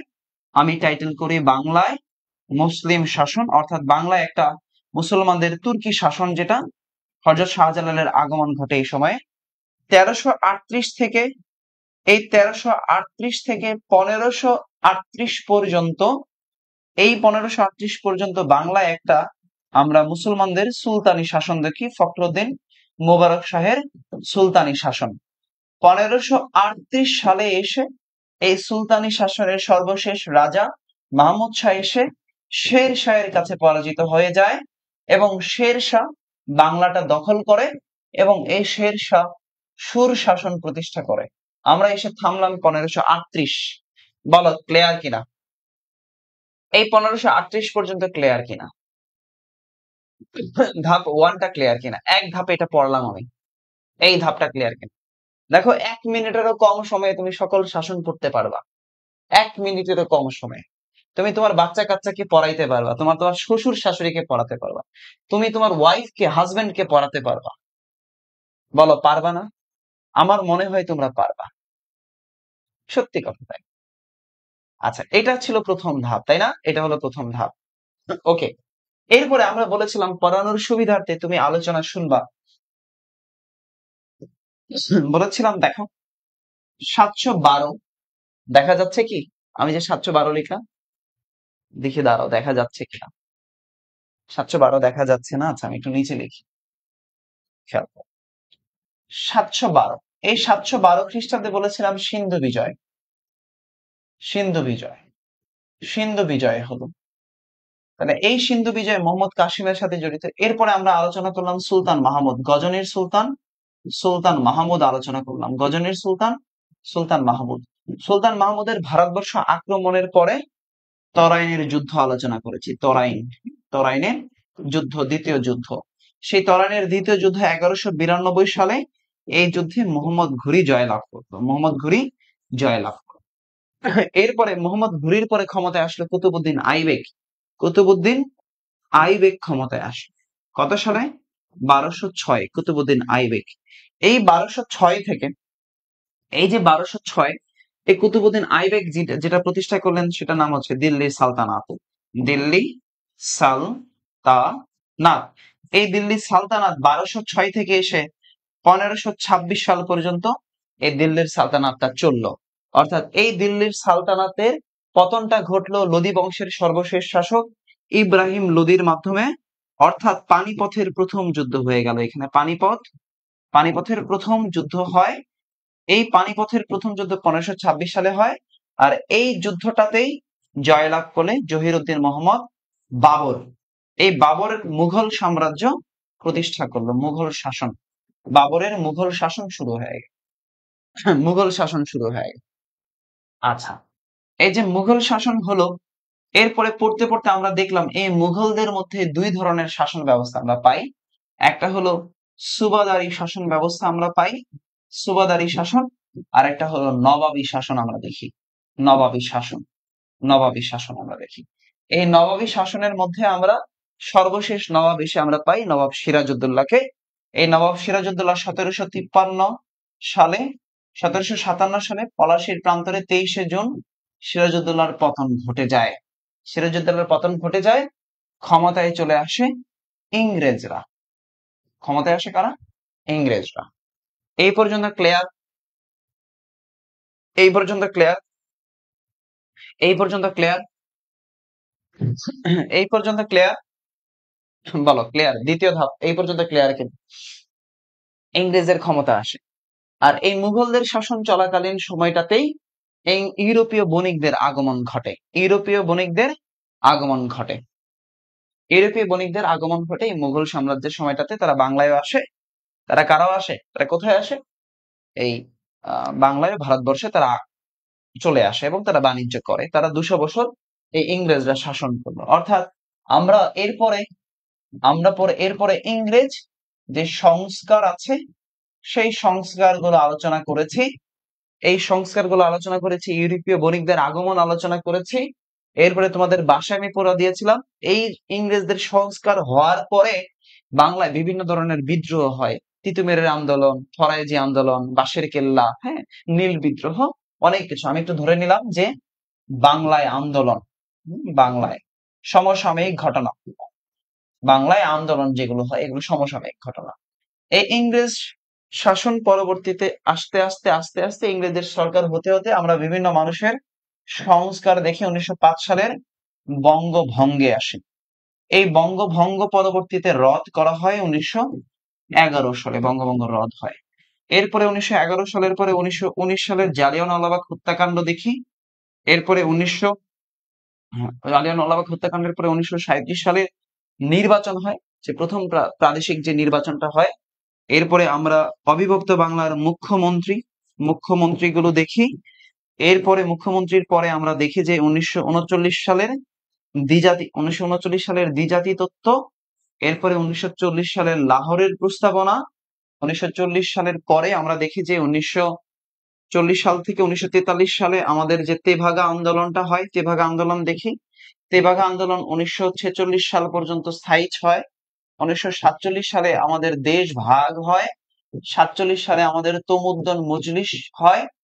তমুদ্দন মজলিস, এই তমুদ্দন মজলিস হয়। তমুদ্দন মজলিস 47-এ তমুদ্দন মজলিস। ওকে, তমুদ্দন মজলিস খেয়াল করেন। এরপরে আসেন, তাহলে এই যে তমুদ্দন মজলিস 1947 সালে হয়। ভাষা আন্দোলন 1952 সালের ভাষা আন্দোলন হয়। এরপরে 1954 সালের যুক্ত ফ্রন্ট নির্বাচন হয় বাসায় HW। যুক্ত ফ্রন্টটা দেখবেন, যুক্ত ফ্রন্ট নির্বাচনটা হয় বাসায় HW, যুক্ত ফ্রন্টটা দেখবেন। এরপরে 1954 সালের পরে 1962 সালের শিক্ষা আন্দোলন হয়েছিল, আমরা পড়াইনি। শিক্ষা আন্দোলনটা সেভাবে পরীক্ষার প্রশ্ন আসে না, এই জন্য আলোচনা করিনি।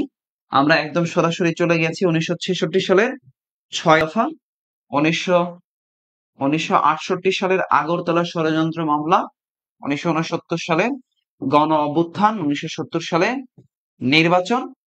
এরপরে আমাদের মহান মুক্তিযুদ্ধ, 1971 সালের মহান মুক্তিযুদ্ধ। 1972 সালে আমাদের সংবিধান প্রণয়ন করা হয়, সংবিধান।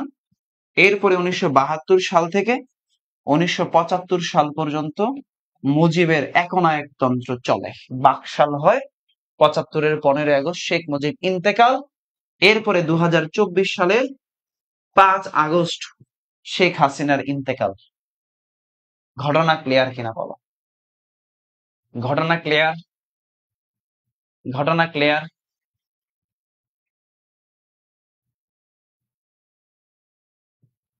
বলো ঘটনা ক্লিয়ার?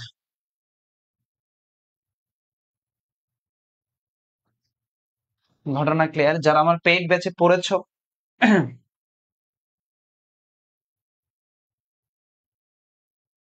যারা আমার পেইড ব্যাচে পড়েছো তারা দাস বংশ প্রতিষ্ঠা করেন কুতুবুদ্দিন আইবেক। দাস বংশ।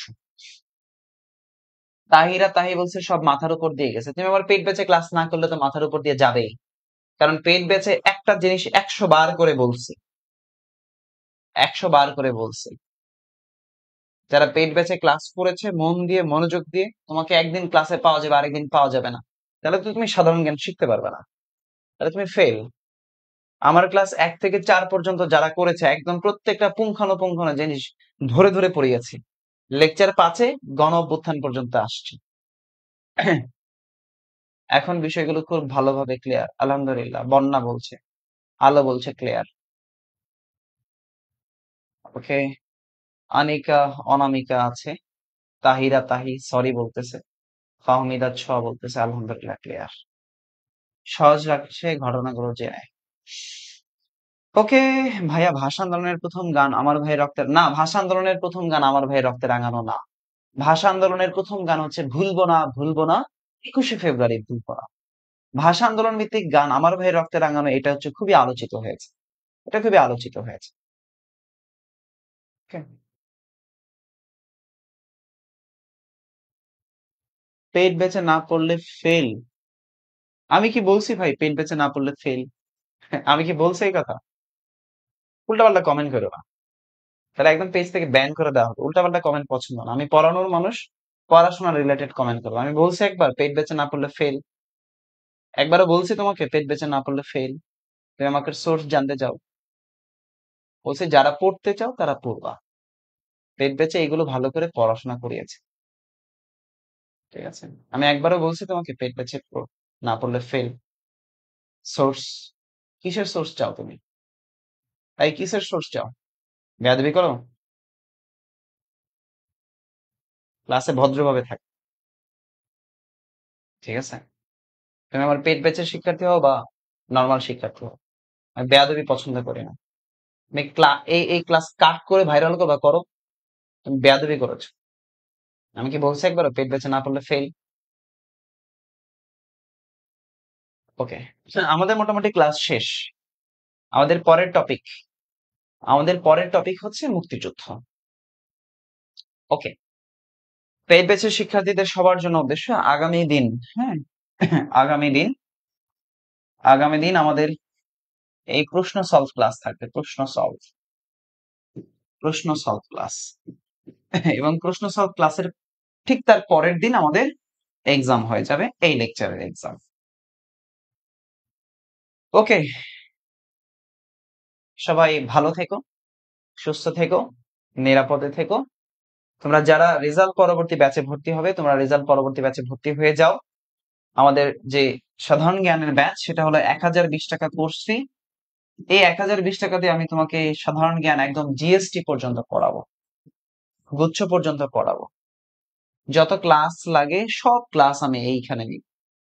যত ক্লাস লাগে তোমাদের ঢাবির জন্য যত ক্লাস, রাবির জন্য যত ক্লাস, বিউপির জন্য যত ক্লাস, গুচ্ছের জন্য যত ক্লাস, হ্যাঁ, হ্যাঁ, সবাইকে মানে আমি এই প্রত্যেকটা ইউনিভার্সিটির আগে পড়াবো। কারণ ধরো বিউপির আগে আমাদের জেনারেল নলেজ, বিউপির জেনারেল নলেজ একবার শেষ হবে, একবার শেষ হয়ে একবার রিভিশন হবে। ঢাবির আগে একবার শেষ হবে, রাবির আগে একবার শেষ হবে, তারপরে জাবির আগে একবার শেষ হবে, তারপরে গুচ্ছের আগে একবার মৌলিক দিকে শেষ হবে। অর্থাৎ এই ব্যাচটা 2025 সালে শেষ হবে। আলটিমেটলি এই ব্যাচটা 2024 সালে শুরু হয়েছে। So, নতুন যারা আছো, নতুনরা অলরেডি শুরু হয়ে গেছে, নতুনদের এই ক্লাস এটা। নতুন ব্যাচ কবে শুরু হবে? নতুনদের ক্লাস শুরু হয়ে গেছে। বাংলাদেশ বিশ্ববিদ্যালয় লেকচার 5, বাংলাদেশ বিশ্ববিদ্যালয় লেকচার 5 দিয়ে শেষ আজকে নতুনদের ক্লাস। তো যারা এখনো ভাবছো, রেজাল্টের পরেও যারা বসে আছো, এখনো হেলাফেলা করছো সাধারণ জ্ঞান, ধরা খাবা। ধরা খেয়ে পরের বার আবার আমার কাছে এসো না। প্রথমেই আসো, ভালো করে পড়ায় দেই ইনশাল্লাহ, যেন তুমি পাও। স্যার জাহাঙ্গীরনগরের স্পেশাল কোর্স আছে কি? এই আমি ক্লাসে যেগুলো পড়াই জয়, আমি ক্লাসে, তুমি তো ভর্তি হবা না, এমনিতেই জিজ্ঞেস করতেছো। আবারও বললাম, রংপুরের স্টুডেন্ট তো, আবরার আহমেদ জয়। রংপুরের স্টুডেন্ট একটু এরকম মাথা মোটা হয়।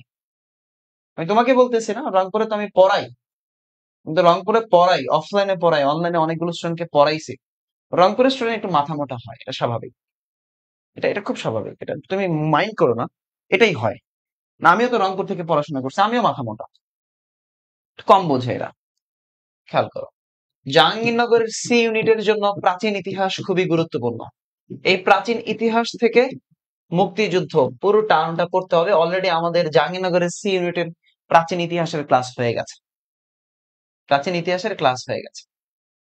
ঠিক আছে, জাহাঙ্গীরনগরের সি ইউনিটের যে প্রাচীন ইতিহাস, সেই প্রাচীন ইতিহাসের ইতিহাস থেকে মুক্তিযুদ্ধ অলরেডি 10 মার্কের টপিক ক্লিয়ার হয়ে যাবে। হ্যাঁ, 10 মার্কের টপিক ক্লিয়ার হয়ে যাবে। আচ্ছা, এরপরে আসো, এরপরে দেখো, এই সি ইউনিটের গণযোগাযোগ সাংবাদিকতা আছে, সেটা মুক্তিযুদ্ধ ভিত্তিক গান, চলচ্চিত্র, উপন্যাস, হ্যাঁ, সবগুলো এখানে ক্লিয়ার হয়ে যাবে। এরপরে আসো, তোমাদের প্রত্নতত্ত্ব, হ্যাঁ, প্রত্নতত্ত্ব, সেগুলো আমাদের বাংলাদেশ বিশ্ববিদ্যালয়ের ক্লাস থাকবে। তারপরে হচ্ছে আইআর টপিক, আইআর, আইআর টপিকের পুরো আন্তর্জাতিক পার্ট এই ব্যাচের শেষ। ঠিক আছে, ওকে। যাই হোক, তো তোমরা যারা নতুন ভর্তি হবে, তোমাদের জন্য অনেক অনেক দোয়া, শুভকামনা। আর তোমার আমাদের পেইড ব্যাচের যে সকল শিক্ষার্থী আছো, তোমাদের কাছে আমি বলবো, তোমাদের যে বন্ধু আছে, যে বান্ধবী আছে, সত্যকে সত্য বলার চেষ্টা করবা, মিথ্যাকে মিথ্যা। আমি একবারও তোমাকে বলি না যে আমার কোর্সের সাফাই গাও, আমার কোর্স বলো। মুক্তিযুদ্ধের ইতিহাস, বঙ্গবন্ধুর ইতিহাস, সংবিধানটা কি পড়বো? কেন পড়বা না? সংবিধান তোমাকে কি করছে? সংবিধান তুমি অবশ্যই পড়বা। বঙ্গবন্ধুর ইতিহাসটা একটু স্কিপ করে পড়ো, বঙ্গবন্ধুর ইতিহাস সব জায়গায় আছে। খেয়াল করো, তোমার যে বন্ধু আছে, তোমার যে বান্ধবী আছে, যদি তোমার কখনো মনে হয় যে অর্ণব স্যার তার কথা দিয়ে কথা রাখে, যদি তোমার কখনো মনে হয় যে অর্ণব স্যারের কথাটা দিয়ে রাখে অর্ণব স্যার, তাহলে তুমি তোমার বন্ধুকে বলতে পারো। আর একই সাথে তুমি যেটা সাদা সেটা সাদা বলবা, যেটা কালা সেটা কালা বলবা, যেটা মিথ্যা সেটা মিথ্যা বলবা, যেটা সত্য সেটা সত্য বলবা। তোমার যদি মনে হয় যে অর্ণব স্যারের কাছে যে এই 1020 টাকা কোর্স ফি দিয়ে পড়াটা যুক্তিসঙ্গত, এটাতে তোমার কোনো লস হয়নি এখনো আজ অব্দি, এখনো পর্যন্ত কোনো লস হয়নি আজ অব্দি, যদি তুমি বেনিফিটেড না হও, তাহলে তুমি তোমার বন্ধুকে একটু বলতে পারো। এই হচ্ছে কথা। হ্যাঁ, এই হলো কথা। যাই হোক, তো ভাইয়া, আমার আমার বান্ধবীগুলো ভর্তি না? ওকে, তো যাই হোক, তো তোমরা, এটাই তোমাদের কাছে আমার প্রত্যাশা, আমাদের নতুন ব্যাচটা ইনশাল্লাহ যেন ফুলফিল হয়ে যায়, আল্লাহ ভরসা। সবাই ভালো থাকবে, সুস্থ থাকবে, নিরাপদে থাকবে, সবার জন্য অনেক অনেক শুভকামনা থাকবে। পেট ব্যাচের আজকের ক্লাসটা উন্মুক্ত করা হয়েছিল কিছু মানুষের জন্য, তারা দেখতে চেয়েছিল। আমরা আবারও 6 নম্বর লেকচারে মুক্তিযুদ্ধ আলোচনা করবো ইনশাআল্লাহ। আল্লাহ হাফেজ। এই বাচ্চা কাচ্চা, শুভরাত্রি, সবাই ভালো থাকো।